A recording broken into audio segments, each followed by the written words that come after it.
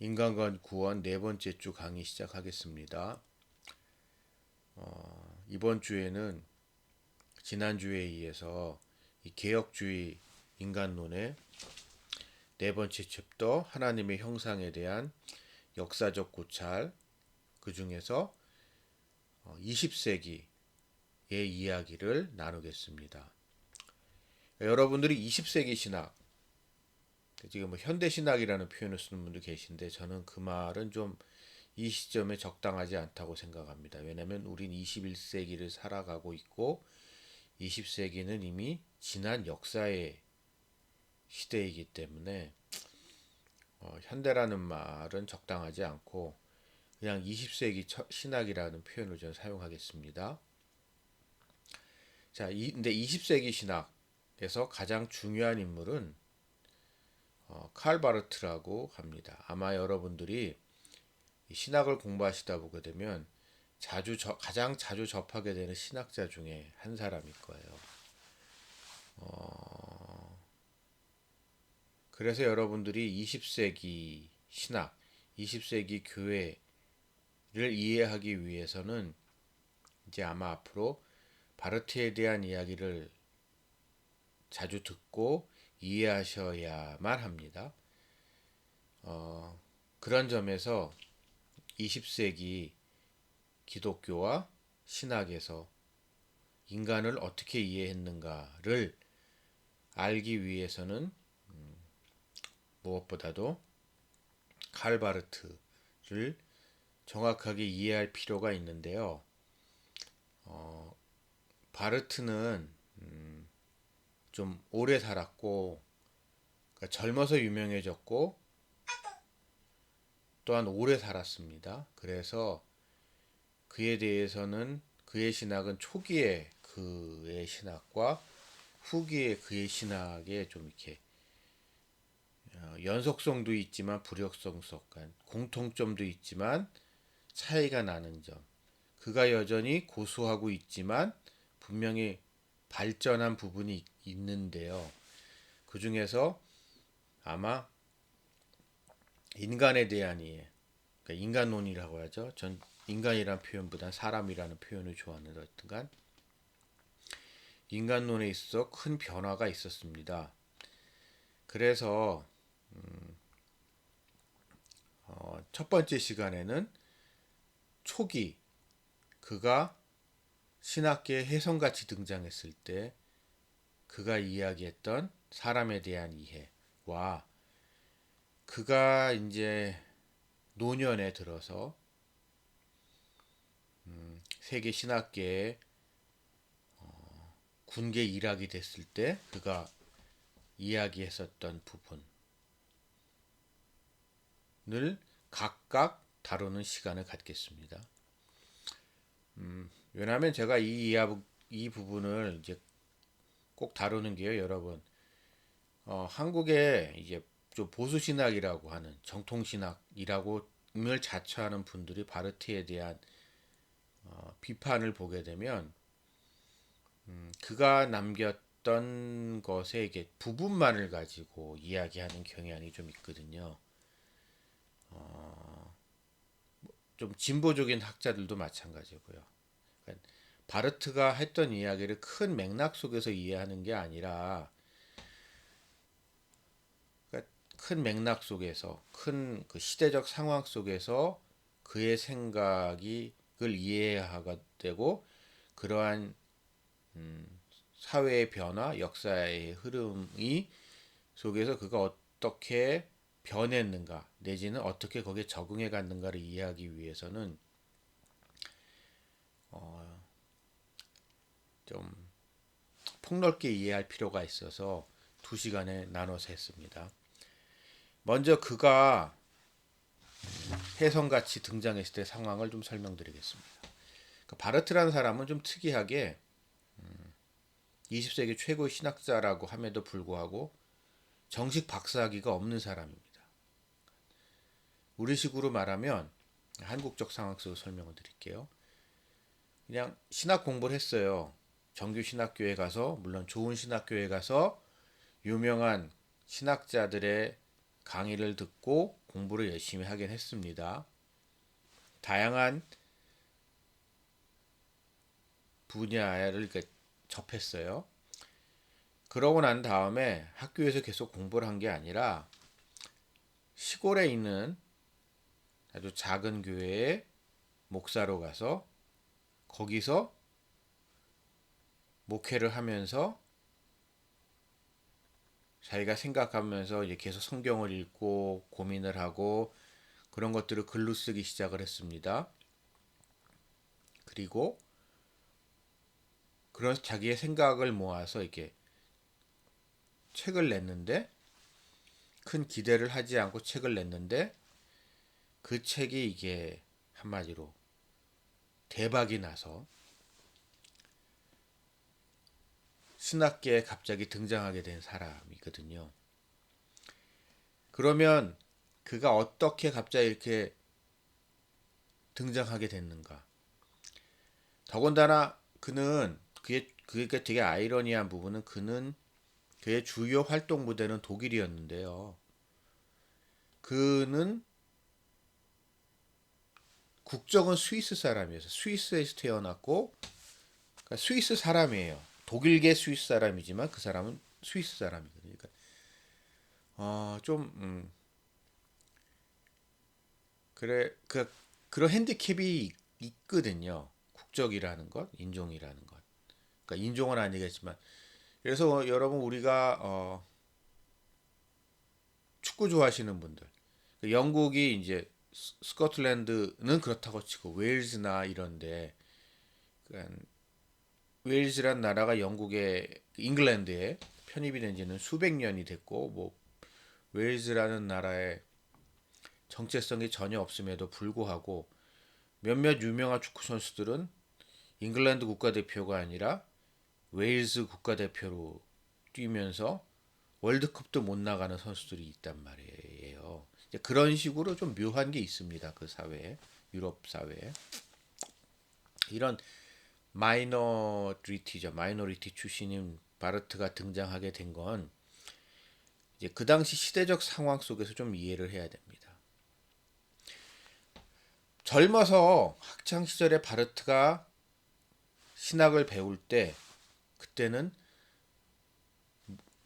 특히 서구 유럽 사람들은 에게는 밝은 미래만 있는 것 같았어요.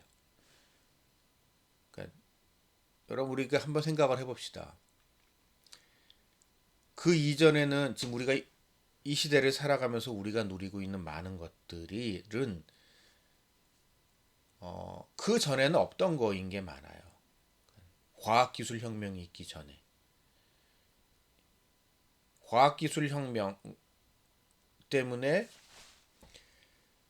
세상의 모든 게 변했습니다. 그리고 세상의 모든 게 기본적으로 다 좋아졌어요. 저는 그런 좀 뭐라고 표현을 해야 되나요? 뭐 우리 것은 좋은 것이여라고 하면서 무조건 옛날 거를 이렇게 찬양한다고 해야 되나요? 흠모해야 된다고 해야 되나요? 저 그런 보수 반동적 사고는 우리가 철저하게 배격해야 된다라고 생각을 합니다.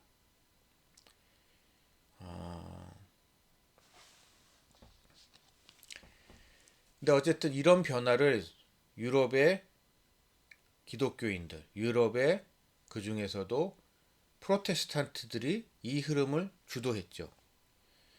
그러면서 그들은 한편으로는 제국주의로 발전하면서 전 세계를 지배했습니다. 사실상 그랬죠. 근데 이 지배를 하는데 기독교는 이 분위기를 주도했고 이것을 정당화하는 중요한 이론적 근거를 제시합니다. 즉, 두 가지 측면이 있어요. 첫 번째는 이제 그러니까 서구의 그런 선진 문명과 함께 기독교를 전파해야 되는 게 일종의 자기의 그런 사명이다. 이게 그래서 분명히 제국주의와 선교가 묘하게 이렇게 융합이 됐다고 해야 되나요? 하여튼 뭐 그렇게 돼서 퍼져나간 부분이 있고 또 한편으로는 오랜 기간 인간에게 있어서 이렇게 무서움의 대상이었던 인간 밖의 세상, 그러니까 우리가 자연이라고 하는 부분에 대한 인간의 지배력을 하나님이 하나님의 형상을 따라서 창조된 인간이라는 걸 근거로 합리해 나갔습니다. 그러니까 그 이전에 자연은 인간에게 경외의 대상이었고 두려움의 대상이었죠. 그런데 이 세상은 하나님이 창조하셨고 이 세상, 그러니까 창세기 우리가 잘 알고 있는 창세기 1장의 창조 기사를 근거로 하나님이 이 세상을 창조하셨는데 이 창조하신 하나님의 형상에 따라 하나님과 같은 모습으로 하나님이 사랑을 창조하셨고 이 인간을 내게 하나님이 다른 피조물과는 다른 특별한 권리, 특권, 다스리고 지배할 수 있는, 정복할 수 있는, 아니 어찌 보면 정복해야만 하는, 다스려야만 하는 책임과 권리를 동시에 인간에게 주셨다고 하면서 이러한 이제 서구인, 그러니까 이러한 자신들의 제국주의적 행태를 정당해 내어갔습니다. 그리고 이것이 더 강화된 거는 이제 특별히 이제 조금 이제 시대적 흐름 속에서 근대 국가가 형성을 하면서 교회와 신학교가 약간 대학들이 약간의 그 변화가 일어납니다. 즉, 그 이전에는 쉽게 말하니까 아주 용어의 차이인데요. 뭐 예를 들어서 이런 거죠. 왕립 뭐가 있었고, 교회 소속에 뭐가 있었고. 근데 이게 국립으로 바뀌기 시작하는 거죠. 그러니까 교회는 그 이전까지는 좀 아주 간단히 아주 극단적으로 하게 되면 교회는 로마 카톨릭 산하거나 아니면은 그 지역의 왕, 군주 휘하에 있거나 둘 중에 하나였는데 근대 시민 국가가 오면서 표면적으로는 국가와 교회가 분리됐지만 사실상 교회는 국가에 예속된, 좀 심하게 말해서 목회자들은 종교를 담당하는 공무원 같은 그런 존재로 이제 변질이 된다고 해야 되나요? 사실상 공무원 비슷한 존재가 돼버립니다. 그러니까 유럽 일부 국가에서는 지금도 그게 남아있지만 예를 들어서 사람들이 전에는 교회 가서 헌금을 냈는데 교회는 사람들에게 사람들에게 헌금을 징수할 수 있는 무슨 천부적 권한? 그러니까 헌금이라는 명목하에 사실상 세금과 같이 이렇게 걷어낼 수 있었던 그런 권한 같은 것이 있다고 생각을 했었는데, 그리고 실제로 그런 일이 벌어지기도 했고요. 일부 지역에서는 이게 변해서 유럽은 지금도 종교세라는 게 있습니다. 일부 국가에선. 그러니까 우리가 갑근세라든지 이런 것들 원천징수를 하잖아요. 그런 소득세 같은 데서 원천징수를 할 때 자기의 종교를 명시하고 그러면은 그걸 같이 딸려가지고 이렇게 국가가 뭐라고 표현을 해야 되나요? 수금해준다고 해야 되나? 하여튼 그런 시스템으로 유럽. 그러니까 결국 그 돈은 신도들한테 나오는 것 같지만 현실적으로는 국가가 그 돈을 통제하고 국가에서 월급을 받는 공무원이 되어버렸죠. 신학자들의 경우도 마찬가지입니다. 그러니까 국립대학이라는 것이 거대한 국립대학들이 만들어지면서 기존의 대학들이 그 몇몇 국립대학들로 이렇게 빨려 들어가게 되죠. 근데 그 국립대학들, 대표적인 베를린 대학 같은 데가 그렇다고 볼 수 있는데,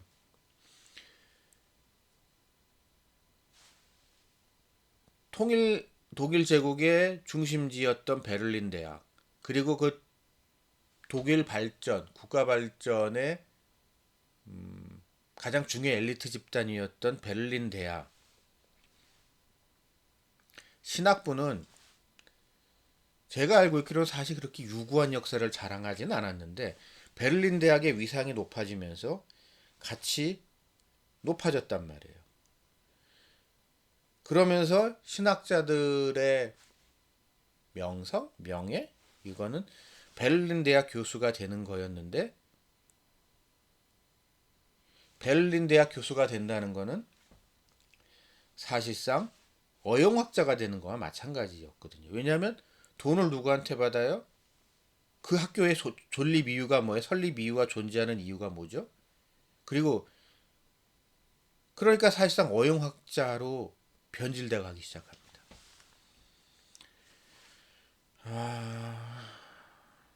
그러다 보니까 교회의 목회자들이나 신학자들은 그런 국가가 행하는 제국주의적 행태, 그 다음에 그거와 관련된 이런저런 폭력, 그거에 따른 희생, 이런 거를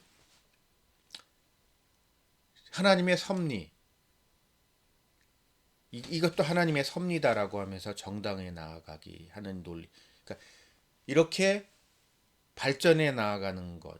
그러니까 우리가 기독교 문명권이 발전하고 기독교 그거와 함께 이제 복음이 전해진다고 해야 되나요? 하여튼 뭐 이런 것을 적당히 섞어가지고 그러한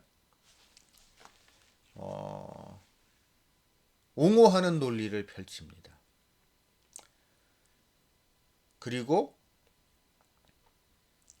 이것의 끝판왕이 결국 전쟁이 났을 때, 1차 세계대전이 났을 때 목회자들과 신학자들이 전쟁을 지지하고 청년들에게 전쟁에 참전할 것을 독려하는 것까지 나아가게 되죠.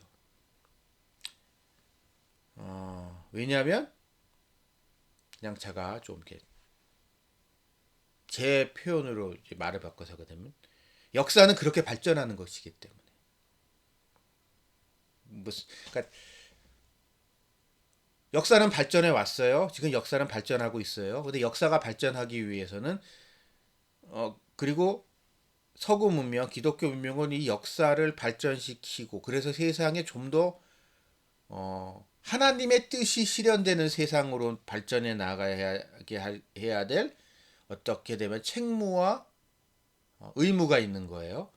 그래서 그것을 하는 것은 일종의 신성한 의무인 거고 물론 그런 신성한 의무를 하다 보면 희생이 따르겠죠. 많은 희생이 따르겠죠. 하지만 그것은 가치 있고 의미 있는 일이고 하면서 그것이 사실상 무슨 우리에게 좀 더 익숙한 표현으로 자면 일종의 순교적인 이미지를 거기에 덮어씌우는 거예요. 그러니까 우리식으로 표현하게 되면 순교와 순국을 이렇게 묘하게 동일시한다고 해야 되나? 하여튼 그런 모습을 그런 이미지를 만들어 가지고 전쟁을 독려합니다.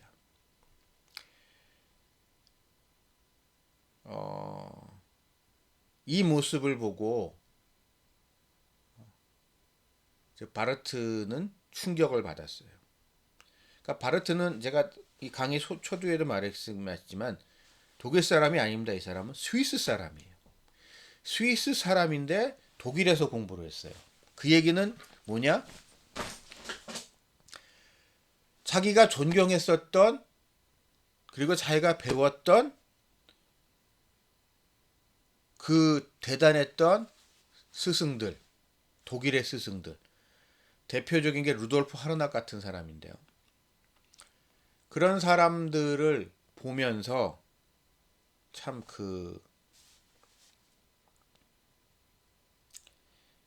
이 많은 걸 배웠고 많은 자극을 받았고 이제 그런 독일의 신학자들 하르낙 같은 사람들 보고 문화 개신교주의라고 하는데요. 그러니까 자꾸 우리나라에서 이거 갖다가 자유주의 신학이라고 얘기를 하는데 자유주의 신학은 이거보다 훨씬 스펙트럼이 넓습니다.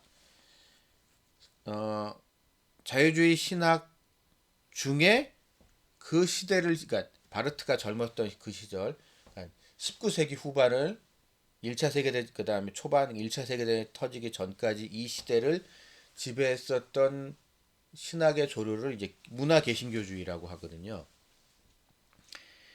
이거를 받아서 이거에 영향을 많이 받았는데 그걸 자기가 가르쳤던 스승들이 제자들에게 야 전쟁에 나가서 싸워 죽어야 돼 너 죽을 수도 있어도 너 싸워야 돼 너 죽어 이런 이야기를 한다는 게 엄청나게 큰 충격이었던 거죠. 더군다나 1차 세계대전은 과학기술로 발달로 말미암아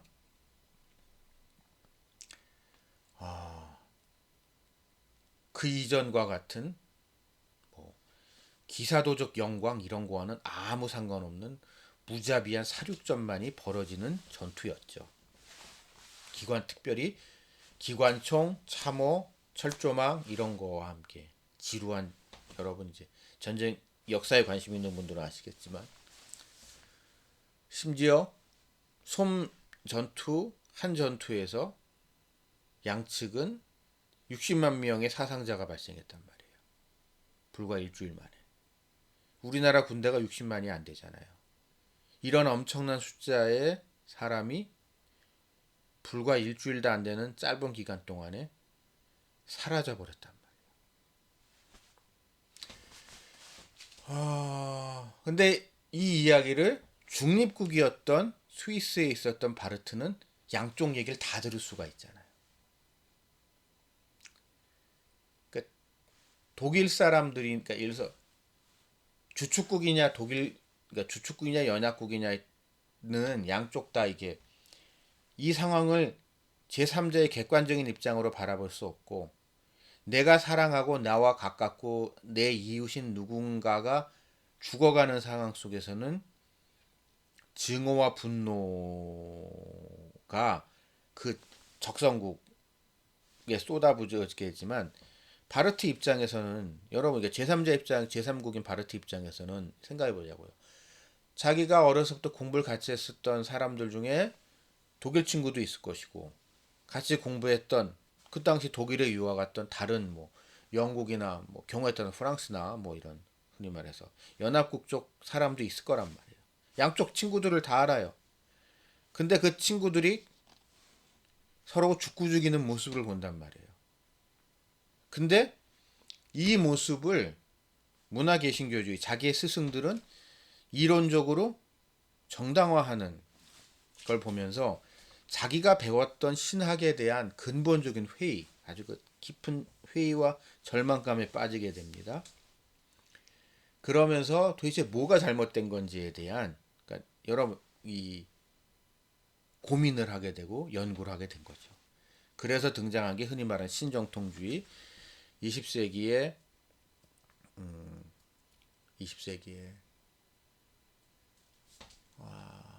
20세기 교부라고 해도 뭐 크게 잘못된 표현은 아닌 것 같긴 한데 어쨌든 그런 과정에서 바르트가 등장을 하는 건데 그럼 이 고민 속에서 바르트가 발견한 게 뭐냐? 창세기 1장의 창조 기사를 근거로 인간이 하나님의 형상을 따라 창조됐다는 것을 가지고 인간들이 너무 교만해졌다는 거예요. 하나님의 형상으로 창조됐다는 것은 우리가 하나님이 될 수 있다. 하나님이 되어야 된다. 라고 생각하면서 스스로 인간이 너무 높아졌다는 거죠. 그리고 이게 이제 문화 개신교주의, 그리고 이게 뭐랑 또 연결이 되냐면 하나님의 형상을 따라 창조되었고 하나님과 같은 그런 능력을 가졌다는 것은 우리가 하나님을 알 수 있다는 것으로 발전해 나갈 위험성이 있는 거예요. 즉, 우리가 이제 흔히 자연 계시와 특별 계시, 이제 자연 계시는 우리가 일상 삶에서 자연에서 내지는 일상에서 접하게 되는 모습 속에서 하나님에 대해서 우리가 알아가는 것이 일반 계시라면, 심지어 경우에 따라서는 우리가 극단적으로 말해서 불경을 읽어도 우리가 뭔가 이렇게 신에 대해서, 하나님에 대해서 진지한 고민을 하게 되고 우리가 우리에 대해서 이렇게 막 그 뭔가 이렇게 느끼게 되고 하는 이런 것도 넓은 범위의 자연 계시인데, 이러한 자연 계시를 인간이 너무 강조한다. 이게 문화 개신교주의의 중요한 특징 중에 하나거든요. 그러니까 이게 범신론하고 얽혀서 얘기가 이제 진행이 되는데, 범신론이라는 게 뭐냐면 하나님은 한 분이시지만 그 하나님의 형상으로 인간은 창조가 되었지만 그 하나님의 흔적이 이 세상의 모든 것에 퍼져 있다는 거죠. 그리고 그 하나님의 흔적을 통해서 하나님을 알아가야 된다, 알아갈 수 있다, 이제 이런 건데, 이게 근본적으로 문제다라는 생각을 하게 되고, 그래서 과감하게 하나님의 형상으로 인간이 창조되었다는 전통적인 개념을 거부합니다.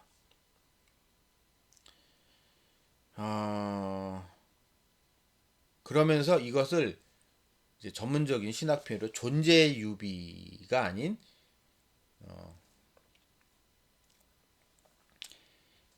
존재 그러니까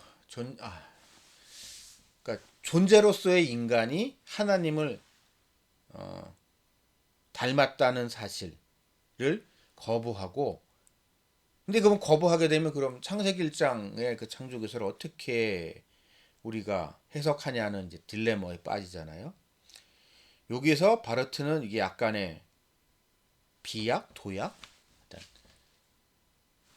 되게 중요한 변화가 여기서 일어납니다. 이것을 관계 유비로, 전문적인 신학용어로 관계 유비라고 하는데, 즉 거기서 계속 우리가 우리의 형상을 따라라는 표현을 쓰잖아요. 그러니까 우리가 중요하다는 거예요. 우리. 즉 하나님의 형상이라는 것은 우리의 형상. 우리가 뭐죠? 여기서 삼위일체 하나님이잖아요. 성부, 성자, 성령이라는 삼위께서 각각의 위격을 가지고 계시지만 이것이 완전히 하나와 같은 삼위일체, 그 완벽한 관계,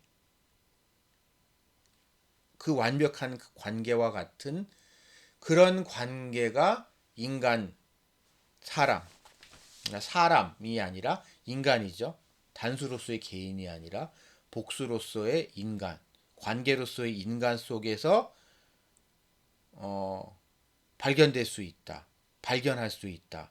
그리고 그 우리라는 것은 좀 더 확장돼서 인간의 한계를 인간뿐만이 아니라 다른 피조물과의 관계 속에서 이해되어야 한다는 일명 관계의 유비를 이야기합니다.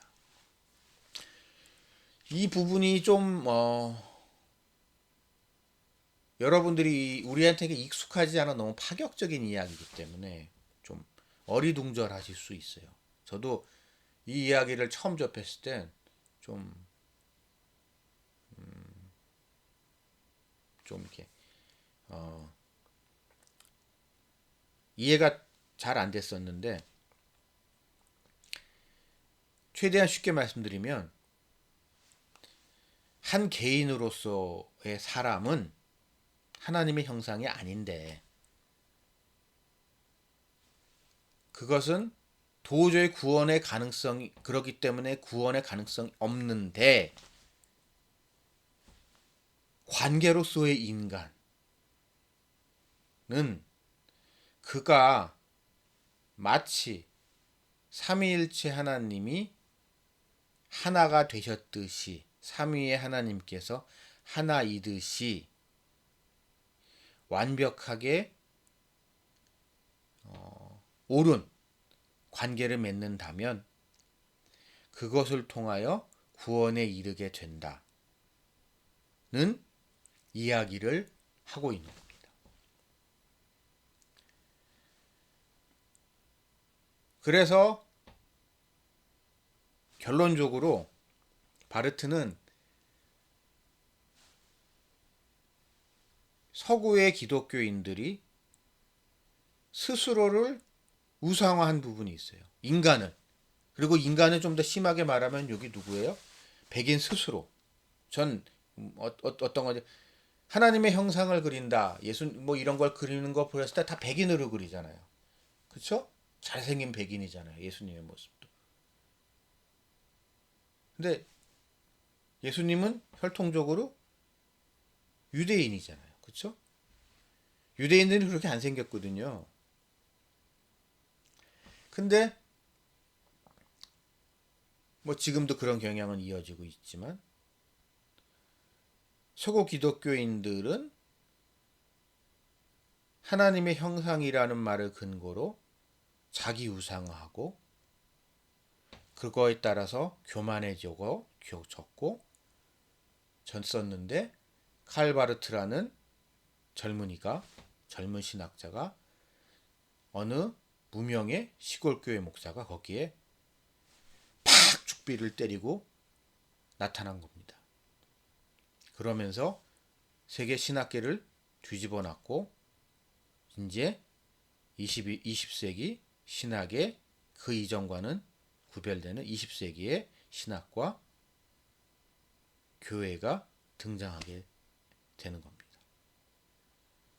그럼 이게 어떻게 발전하는지는 다음 시간에 계속 설명을 드리겠습니다.